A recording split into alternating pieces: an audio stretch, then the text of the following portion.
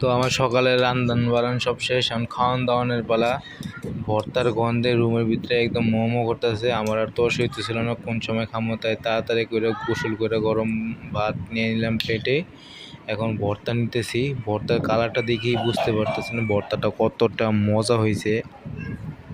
নিজে রান্না করে খাওয়ার মধ্যে যে একটা তৃপ্তি, ওই তৃপ্তি আর কোনো কিছুতে নাই। আমার কাছে তো খুবই ভালো লাগতেছে।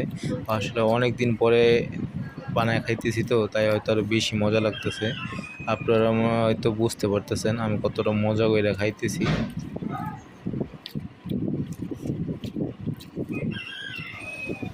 তো ভিডিওটা যদি এই পর্যন্ত দেখে দেন তাহলে আপনাদের অনেক অনেক ধন্যবাদ। আর ভিডিওটা যদি ভালো লাগে তাহলে একটা লাইক করে যান আর চ্যানেলটা সাবস্ক্রাইব করে যান। আপনাদেরকে অনেক অনেক ধন্যবাদ। আসসালামু আলাইকুম।